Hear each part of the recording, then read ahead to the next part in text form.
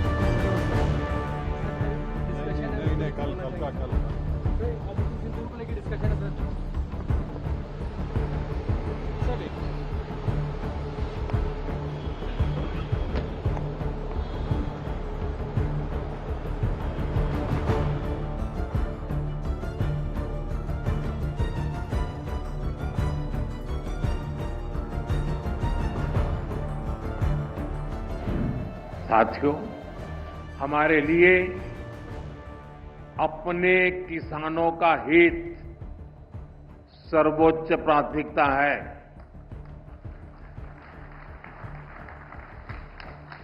भारत अपने किसानों के, पशुपालकों के और मछुआरे भाई बहनों के हितों के साथ कभी भी समझौता नहीं करेगा।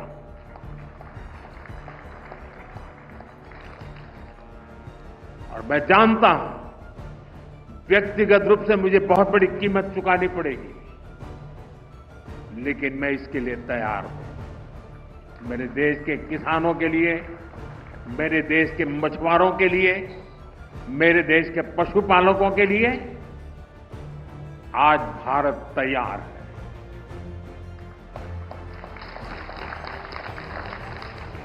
किसानों की आय बढ़ाना,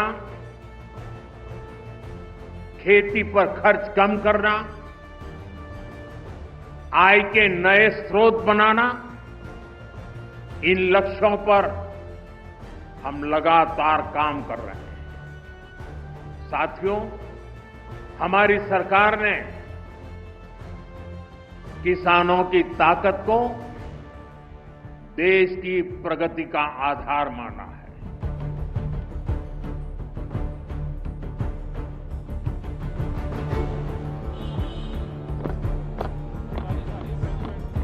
देखिए, असर तो पड़ेगा ही, क्योंकि 90 बिलियन डॉलर के हमारे ट्रेड है उनके साथ। और अगर आप सोचिए कि अभी हर चीज़ 50% ज़्यादा महंगा होगा, तो खरीदने वालों भी सोचेंगे कि भारतीय चीज़ों को क्यों खरीद ले। और आप देखिए कि हमारे जो कंपेटिटर्स हैं, जिस देशों से इस किस्म के चीज़ें अमेरिका को भेजा जा रहा है, जैसे कि वियतनाम, इंडोनेशिया, पाकिस्तान, बांग्लादेश भी, चाइना भी हमसे अगर कम है, तो आप सोच लीजिए कि नेचुरली उनके चीज़ों अगर कम महंगे हैं तो भारत की चीज़ बिक नहीं जाएगी अमेरिकन मार्केट में।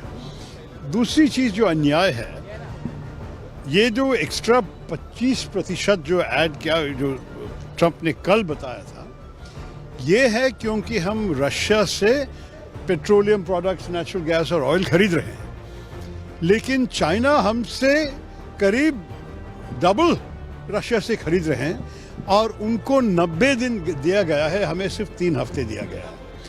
ये सब मैं अगर सोचूं तो इसमें कुछ दूसरा इशारा है, दूसरा कोई संदेश मिल रहे हैं वॉशिंगटन से, जिसके बारे में हमारी सरकार को समझ के जवाब देना चाहिए। अगर ऐसे वो लोग करेंगे तो हम भी अमेरिकन एक्सपोर्ट्स पे 50% की टैरिफ हमारे तरफ से भी लगाना चाहिए। ये नहीं है कि कोई भी किसी और देश में बैठ के हमको ऐसे धमकी दे सके, ये तो बिल्कुल मानना तैयार नहीं है। और मेरे ख्याल में हर भारतवासी कहेंगे कि इस विषय पे हम सब एक हैं। आपको महत्वपूर्ण बात कहा कि 50% भारत को भी रेसिप्रोकल टैरिफ लगाना चाहिए। रेसिप्रोकल तो उनका ही लफ्ज है, वो खुद कह रहे हैं कि रेसिप्रोकल है। हम जब उनके ऊपर नहीं दे रहे हैं, मेरे ख्याल में हमारे जो टैरिफ्स है जिसके खिलाफ ट्रम्प साहब शिकायत कर रहा है, हमारे तो एवरेज टैरिफ्स अमेरिकन गुड्स पे 17% है। तो अगर आप सोचेंगे कि 17% के बदला वो लोग 50 कर रहे हैं, तो हम क्यों 17 पे रुके? हम भी 50 तक कर सकते हैं। मैं नहीं चाहता हूं कि हम अननेसेसरी झगड़े में जाए। ये तो एक बहुत अच्छा रिश्ता था और मेरे ख्याल में स्ट्रेटेजिक पार्टनरशिप की बातें भी हुई हैं। क्वाड में हम एक साथ हैं, I2U2 में हम एक साथ हैं। बहुत सारे वर्किंग ग्रुप्स के भीतर AI पे, डिफेंस पे, कई विषय पे चर्चा अभी भी चल रही है। तो मैं नहीं चाहूँगा कि सिर्फ ट्रेड पे पूरा रिश्ता को खराब कर दे, लेकिन हमारी तरफ से कोई नहीं चाहते हैं कि इस किस्म की बर्बादी हो जाए हमारे रिश्ते में। उनके तरफ से ये आया है तो उनको पूछना पड़ेगा, क्या do they not value our relationship? क्या भारत उनके लिए अगर महत्वपूर्ण नहीं है तो वो हमारे लिए क्यों महत्वपूर्ण होगा? तो ये मैं सोचा हमारे देश के कितने भारतवासी भी अमेरिकन सिटीजन्स बन गए हैं, उनके भी एक जिम्मेदारी उनकी आवाज़ उठाना। वहाँ तो भी एक डेमोक्रेसी चल रही है कि बोलिए उनके इलेक्टेड प्रतिनिधि को, उनको सेनेटर्स, उनके कांग्रेसमैन को, कि जो सरकार कर रही है भारत के खिलाफ ये ठीक नहीं है।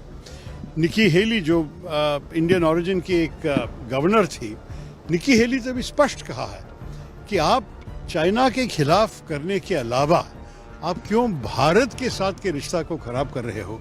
मेरे ख्याल में इसी संदेश सारे इन्फ्लुएंशियल भारतवासी देने चाहिए। ये है मेरे नाम। इंडिया को भी अपना टैरिफ बढ़ा देना चाहिए। क्या आप मानते हैं इंडिया को भी अपना टैरिफ बढ़ा देना चाहिए? अगर वो लोग इसको ये अगले 3 हफ्ते में बदला नहीं और अगर 50% असलियत में हुआ तो मेरे ख्याल में हम भी 50 उन पे लगाना चाहिए उसी वक्त, उधर तक नहीं। हम तो धमकी वाले देने वाले देश नहीं है, लेकिन जो लोग हम पे किया तो रेसिप्रोकल